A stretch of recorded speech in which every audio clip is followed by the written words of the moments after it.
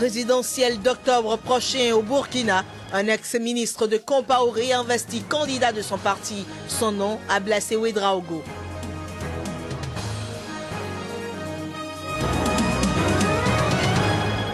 Deux morts dans un attentat suicide au Nigeria. C'est le 6e attentat depuis l'investiture du nouveau président Muhammadu Buhari.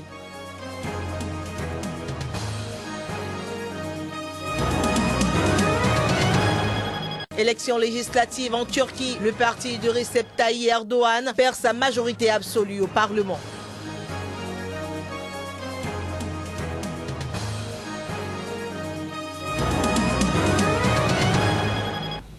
Merci de nous rejoindre sur cette nouvelle séquence d'informations sur SICA. Mesdames et messieurs, bonjour. Ablassé Ouedraogo, ancien ministre des Affaires étrangères sous le président déchu Blaise Compaoré au Burkina, a été investi dimanche candidat de son petit parti pour la présidentielle d'octobre prochain. Il s'est prononcé devant quelques centaines de délégués euphoriques réunis à Ouagadougou.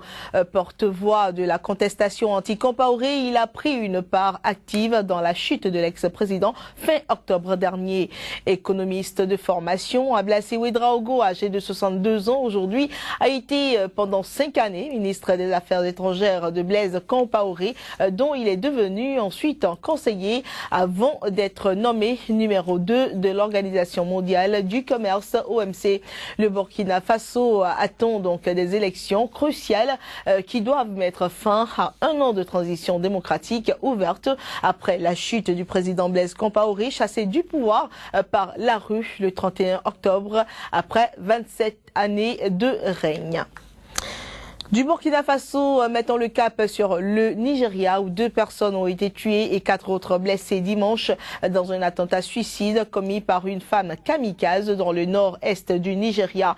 Il s'agit du 6e attentat dans le nord-est de ce pays depuis l'investiture du nouveau président Muhammadu Buhari le 29 mai. Les 2 explosions n'ont pas été revendiquées jusque-là, mais portent la marque de fabrique du groupe islamiste armé Boko Haram. Le président qui est parti dimanche en Allemagne pour assister au sommet du G7 a fait de la défaite de Boko Haram une priorité de son mandat. En Égypte, de hauts fonctionnaires ont commencé dimanche à préparer un sommet des chefs d'État de 26 pays d'Afrique de l'Est et du Sud qui vise l'élaboration d'un traité historique de libre-échange. Ce sommet doit démarrer dans 2 jours à Sharm el-Sheikh en Égypte. Plus de précisions à travers ce reportage. C'est dans cette station balnéaire de la mer Rouge que de hauts fonctionnaires africains ont entamé les travaux préparatoires du sommet de Sharm el-Sheikh. Un sommet qui se veut l'acte de naissance de la zone tripartite de libre-échange, une zone regroupant les pays du marché commun des États d'Afrique australe et de l'Est, de la communauté d'Afrique de l'Est et de la communauté de développement d'Afrique australe, soit plus de 625 millions d'habitants et plus de 1000 milliards de dollars de PIB, un équivalent de plus de 900 milliards d'euros. En somme, un grand marché commun unissant 26 des 54 pays africains et créant un cadre pour aller vers des tarifs douaniers préférentiels.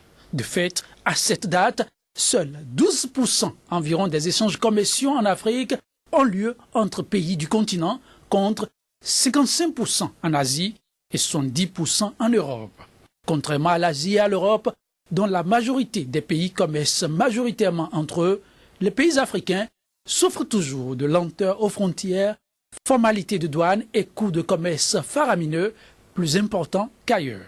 Excepté le Maghreb, selon le rapport 2015 de l'OCDE et du PNUD, il faut par exemple compter en moyenne une trentaine de jours en Afrique pour dédouaner une marchandise contre seulement une dizaine dans l'Union européenne.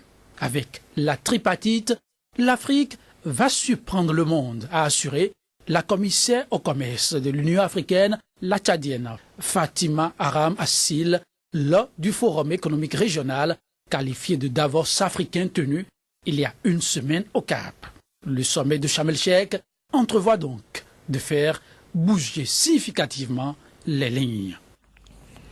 Le procès d'anciens dirigeants du groupe pétrolier public algérien Sonatrach au centre d'un vaste scandale de corruption a été reporté dimanche peu après son ouverture en raison de l'absence de plusieurs témoins clés. Au total, 15 personnes et 4 sociétés, dont une compagnie italienne et une allemande, sont jugées devant la cour criminelle d'Alger et sont poursuivis notamment pour association de malfaiteurs, détournement de fonds publics, blanchiment et corruption dans le cadre de marchés conclus de gré à gré avec des compagnies étrangères.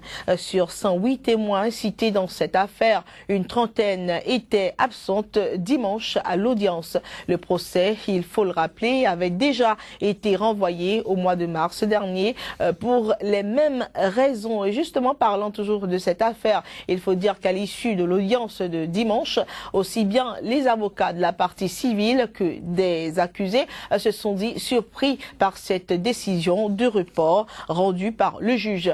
Nous vous proposons à présent de suivre un extrait de leur déclaration. Rien n'empêchait l'affaire de débuter et de déclencher le mandat d'amener, la procédure du mandat d'amener pour les témoins qui étaient absents lors de l'appel de la COF. Ce sont les raisons pour lesquelles, je vous le dis encore une fois, j'ai été carrément surpris. Nous avons été étonnés du moment qu'on n'a pas demandé de délai. Toutes les circonstances ont été réunies pour le déroulement de ce procès. Et voilà, nous n'avons qu'à respecter cette décision. Voilà, nous allons à présent en Turquie où le parti du président turc Recep Tayyip Erdogan a essuyé un sérieux revers dimanche aux législatives. Il perd ainsi sa majorité absolue détenue depuis 13 années déjà au Parlement, enterrant ainsi ses espoirs de renforcer son règne sans partage sur le pays. Eh bien, selon les résultats définitifs, le parti de la justice et du développement AKP, parti islamo-conservateur, est arrivé sans surprise en tête du scrutin, mais n'a recueilli que 40,7% des suffrages et 255 sièges de députés sur 550, ce qui le contraint pour la première fois à former un gouvernement de coalition vainqueur de tous les scrutins. Depuis 2002, le parti AKP se présentait pour la première fois affaibli face aux électeurs, victimes du déclin de l'économie et des critiques récurrentes sur la dérive autoritaire de son chef historique. Nous allons à présent en Corée du Sud où a été donc enregistré hier dimanche un 5e cas mortel du coronavirus. Pour plus de précisions, suivez ce reportage. 14 nouveaux cas de contamination, dont un mortel, ont été recensés samedi, ce qui porte le bilan à 64 d'après le ministère de la Santé. Ces nouveaux cas figurent parmi les 1820 personnes placées en quarantaine à l'hôpital ou à domicile après avoir été exposées au virus. Les autorités sud-coréennes sont accusées d'avoir tardé à prendre des mesures pour identifier les porteurs potentiels après le diagnostic du premier infecté. Elles sont aussi critiquées pour n'avoir pas empêché un porteur probable de se rendre en Chine. Le Premier ministre par intérim a déclaré ce dimanche que les autorités fournissaient des efforts tous azimuts pour lutter contre l'épidémie. La ville de Séoul a officiellement fermé 172 écoles jusqu'à présent. Il y aura d'autres fermetures d'écoles lundi. Le gouvernement fait de son mieux pour éviter la propagation du coronavirus MERS. Il y a environ 10 millions d'élèves et d'habitants en Corée du Sud. Donc si nous arrivons à les protéger efficacement, je pense que nous pouvons protéger la Corée du Sud. À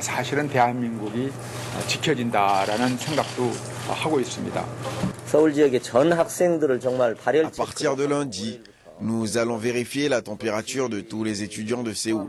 Nous pensons que le ministère de l'Éducation doit prendre une part active dans la gestion de l'épidémie de coronavirus MERS. Le premier cas avéré de coronavirus MERS, un virus plus mortifère mais moins contagieux que celui du syndrome respiratoire aigu sévère, avait été constaté le 20 mai chez un patient de retour du Moyen-Orient. Les autorités ont appelé la population à ne pas céder à la panique, car les 64 personnes contaminées se trouvaient déjà à l'hôpital. Plus de 20 pays ont été touchés par le virus pour lequel il n'existe jusqu'ici aucun vaccin ou traitement. Selon le dernier bilan de l'OMS publié jeudi, 1179 cas d'infection ont été confirmés au niveau mondial, dont au moins 442 mortels. Revue de presse dans un instant.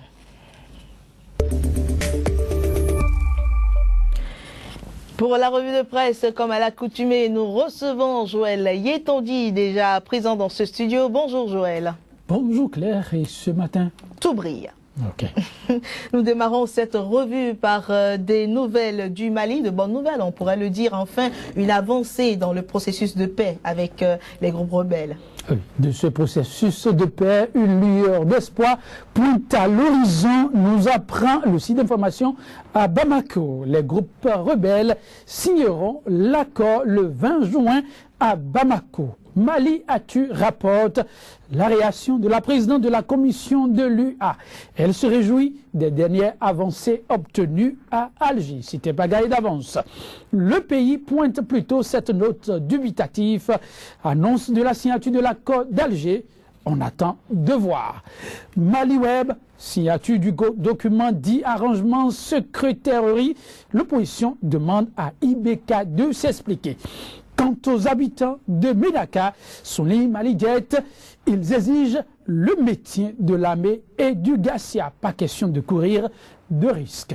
Et en Côte d'Ivoire, on fait la une, entre autres, la marche de l'opposition prévue mardi. Oui, demain, c'est une journée noire, journée de protestation, affiche LG Info à sa une. La coalition catégorique sera dans la rue, ce serait pour une marche gigantesque. Le temps révèle que c'est une opposition divisée qui va investir les rues d'Abidjan. C'est une marche, dit-on, pour dire non au gouvernement en place. Soir Info revient sur la situation politique en Côte d'Ivoire et donne à lire la réaction d'Alpha Blondy qui se déchaîne plutôt, il faut faire, dit-il, revenir Gbagbo et Blé Goudé à Abidjan.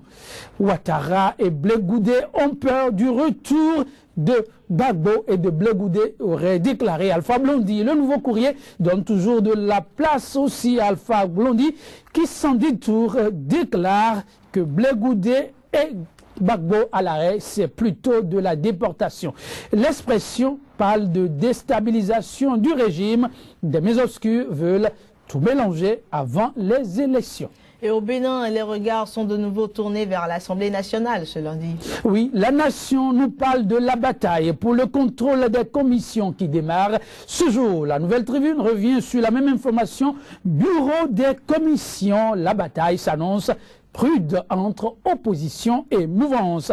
Matin Libre préfère s'intéresser à la présidentielle de 2016 et pense que la candidature de Patrice Talon, l'ami d'hier de Thomas Boniaï, impliqué dans l'affaire dite tentative d'assassinat de coup d'État, se dessinerait. L'homme serait candidat donc pour la présidentielle de 2016. Et parlez-nous rapidement de la Gambie avec Yaya Jammeh qui s'illustre dans un nouveau bras de fer avec la communauté internationale. Oui, c'est Presse Afrique qui nous rapporte la nouvelle. Agnès Guillot, la diplomate, serait déclarée persona non grata et va être expulsée. Afrique.com précise que l'expulsion est consommée. La Gambie expulse la représentante de l'UE à Banjul. La Jeune Afrique revient sur cette expulsion de la diplomate et précise que Bruxelles proteste. Nouvelle polémique en Afrique du Sud pour finir. Jacob Zuma se trouve tout au cœur. Oui, tout au cœur, vous l'avez dit, de la protestation. C'est Afrique 360 qui rapporte la nouvelle. C'est autour de l'augmentation du salaire du président Zuma. Une augmentation qui serait au cœur de la polémique. Et Riomi rapporte la même information. L'augmentation du salaire de Jacob Zuma est une pilule qui passe mal. En tout cas, c'est sans commentaire. C'est sans commentaire. Merci à vous pour cette revue. Je vous en prie. Merci à vous également de nous avoir reçus chez vous. Très bonne suite de programme sur